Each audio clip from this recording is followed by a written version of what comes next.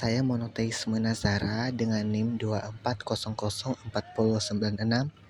akan membahas konsep dan perencanaan sumber daya manusia dalam organisasi pada mata kuliah Pengembangan Bahan Ajar dan Buku Teks. Nah, di sini ada beberapa pembahasan. Yang pertama, peran sumber daya manusia dalam struktur organisasi.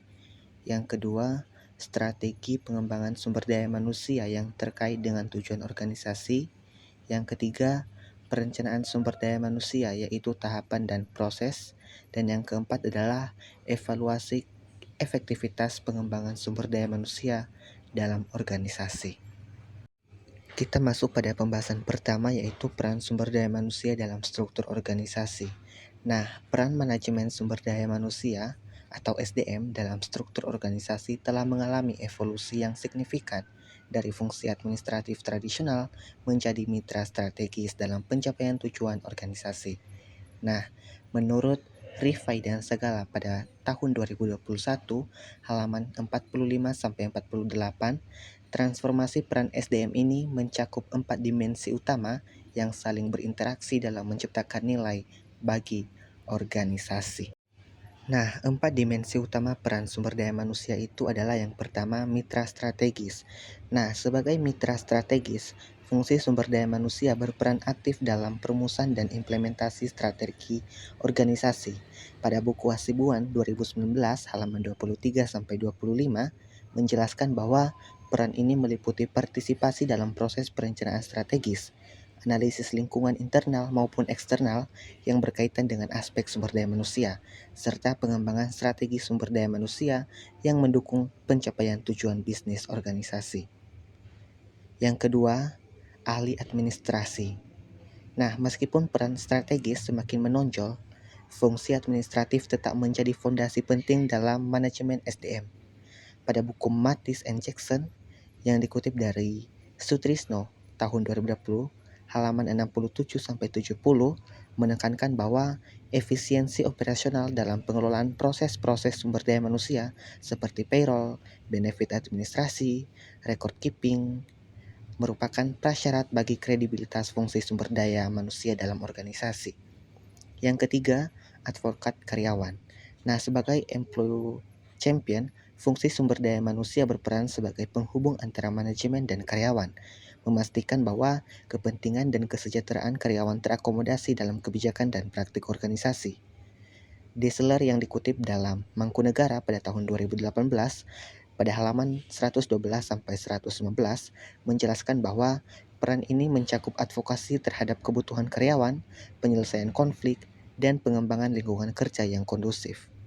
Dan yang terakhir adalah agen perubahan. Dalam era transformasi digital dan perubahan yang sangat cepat ini, fungsi sumber daya manusia berperan sebagai change agent atau pembawa perubahan yang memfasilitasi adaptasi organisasi terhadap perubahan lingkungan bisnis. Pada buku Sedarmayanti 2017, halaman 89-92, menjelaskan bahwa peran ini meliputi identifikasi kebutuhan perubahan, desain intervensi organisasi, dan pendampingan proses change management. Change agent dalam konteks sumber daya manusia harus mampu menganalisis resistensi terhadap perubahan, merancang strategi komunikasi yang efektif, dan mengembangkan kapabilitas organisasi untuk beradaptasi dengan perubahan yang berkelanjutan. Baik, kita lanjut pada pembahasan yang kedua, yaitu strategi pengembangan sumber daya manusia yang terkait dengan tujuan organisasi. Nah, strategi pengembangan sumber daya manusia harus dirancang sebagai sistem yang terintegrasi dengan strategi bisnis organisasi secara keseluruhan. Pada buku Rifai dan Segala pada tahun 2021, tepatnya pada halaman 156-162, menegaskan bahwa aligmen antara strategi sumber daya manusia dan strategi bisnis merupakan kunci keberhasilan organisasi dalam mengoptimalkan potensi sumber daya manusia. Nah, di sini ada strategi pengembangan sumber daya manusia. Yang pertama yaitu strategi alignment dengan visi dan misi organisasi. Nah, proses pengembangan strategi sumber daya manusia dimulai dengan bisnis mendalam terhadap visi, misi, dan nilai-nilai organisasi. Strategi alignment ini memastikan bahwa setiap program pengembangan sumber daya manusia berkontribusi langsung terhadap pencapaian tujuan strategis organisasi. Pada buku Hasibuan 2019 halaman 78-82 menjelaskan bahwa strategi alignment ini dapat dicapai melalui beberapa pendekatan antara lain cascading, yang mana ke dalam performance objectional individual. Nah, yang kedua yaitu kompetensi based development approach. Nah, ini adalah pendekatan pengembangan sumber daya manusia berbasis kompetensi menjadi tren dominan dalam praktik manajemen sumber daya manusia modern. Pada buku Sutrisno 2022 halaman 145-150 menjelaskan bahwa kompetensi based development meliputi identifikasi core kompetensi, functional kompetensi, dan leadership yang diperlukan untuk pencapaian tujuan organisasi. Nah, implementasi pendekatan ini memerlukan pengembangan kompetensi framework yang komprehensif, yang mana nantinya meliputi kompetensi mapping, kompetensi assessment, dan kompetensi gap analysis. Nah, berdasarkan hasil analisis kesenjangan kompetensi, organisasi dapat merancang program pengembangan yang target dan measurable. Dan yang ketiga adalah career path, planning, dan succession management, yang mana pengembangan jalur karir yang terstruktur merupakan strategi penting dalam retasi, talenta, dan pengembangan leadership pipeline. Pada buku Mangkunegara 2018, halaman 234-238 menekankan bahwa karir path planning ini harus dirancang berdasarkan proyeksi kebutuhan organisasi, jangka panjang, dan aspirasi pengembangan individual karyawan. Yang keempat adalah Integrate Performance Management System, yang mana sistem manajemen kinerja yang terintegrasi menjadi fondasi bagi strategi pengembangan sumber daya manusia yang efektif. Pada buku Sedarmayanti 2017, halaman 203-207 menjelaskan bahwa ini adalah meliputi goal setting, continuous coaching, performance evaluation, dan development planning yang saling berkaitan dalam satu siklus yang berkelanjutan. Pembahasan selanjutnya yaitu perencanaan sumber daya manusia, yaitu tahapan dan proses. Nah, perencanaan sumber daya manusia merupakan proses sistematis yang meliputi forest cladding, planning, programming, dan controlling untuk memastikan organisasi memiliki kuantitas dan kualitas sumber daya manusia yang tepat pada waktu dan tepat. Pada buku Rifai dan Segala 2021, halaman 201-210 menjelaskan bahwa perencanaan sumber daya manusia yang efektif memerlukan pendekatan yang komprehensif dan terintegrasi. Nah, beberapa perencanaan sumber daya manusia ini ada 4. Yang pertama, analisis situasi dan kebutuhan sumber daya manusia. Nah, tahapan pertama dalam perencanaan SDM ini adalah analisis situasi organisasi secara menyeluruh, meliputi analisis lingkungan internal maupun eksternal, yang mana nantinya mempengaruhi kebutuhan sumber daya manusia.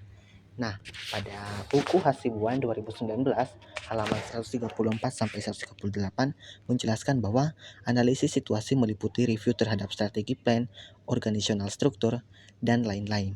Nah, yang kedua yaitu peramalan kebutuhan sumber daya manusia. Nah, peramalan kebutuhan sumber daya manusia ini merupakan proses prediksi terhadap kebutuhan kuantitatif dan kualitatif sumber daya manusia dalam proses tertentu.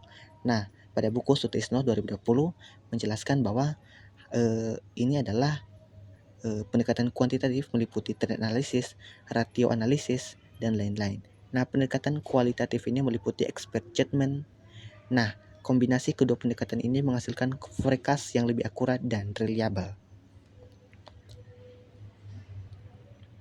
Yang ketiga adalah penyusunan program dan strategi sumber daya manusia.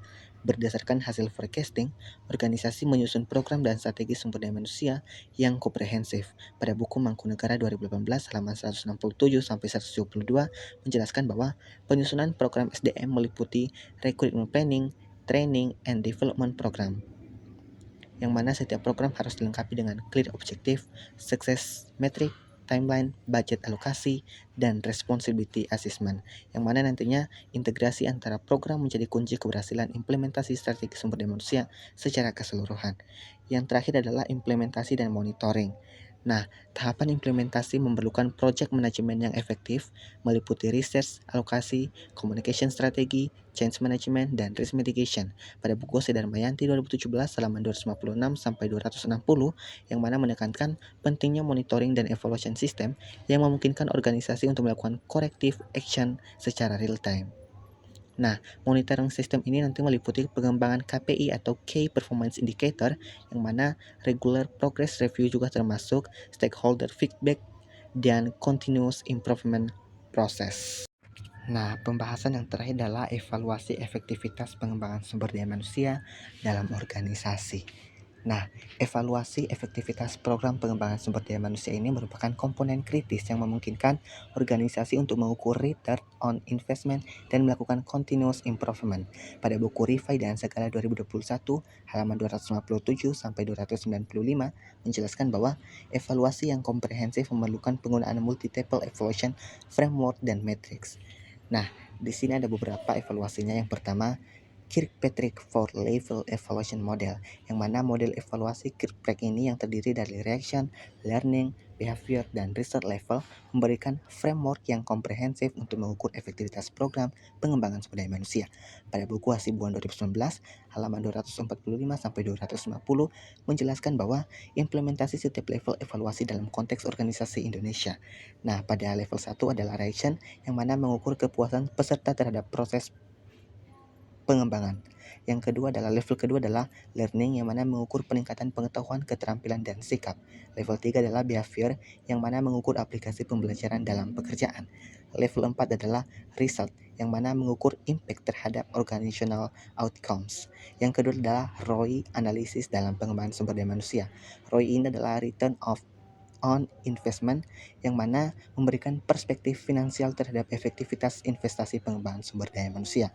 Pada buku Sutrisno 2022, halaman 301 sampai 306 menjelaskan bahwa metodologi perhitungan ROI yang meliputi identifikasi program cost, monetary benefit, dan calculation of cost benefit ratio.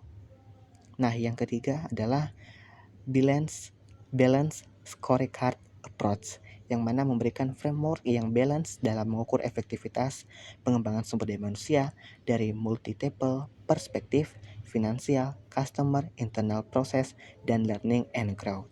Pada buku Mangkunegara 2018, halaman 278 sampai 283 menjelaskan bahwa aplikasi balance scorecard dalam konteks HR function. Nah, penggunaan balance scorecard ini memungkinkan organisasi dalam mengukur leading indicator dan lagging indicator yang memberikan gambaran komprehensif tentang efektivitas strategi pengembangan sumber daya manusia. Dan yang terakhir adalah continual improvement process, yang mana evaluasi efektivitas harus diikuti dengan continuous improvement process yang memungkinkan organisasi harus meningkatkan kualitas program pengembangan sumber daya manusia secara berkelanjutan. Pada buku Sudarmayanti 2017, halaman 312 sampai 318 menekankan pentingnya learning organisasi kultur yang mendukung continuous improvement.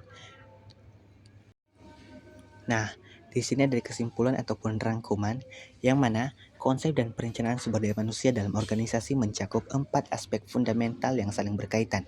Yang pertama, peran sumber daya manusia dalam struktur organisasi telah berevolusi menjadi strategic partner, administrative expert, dan berkontribusi terhadap pencapaian tujuan organisasi secara strategis.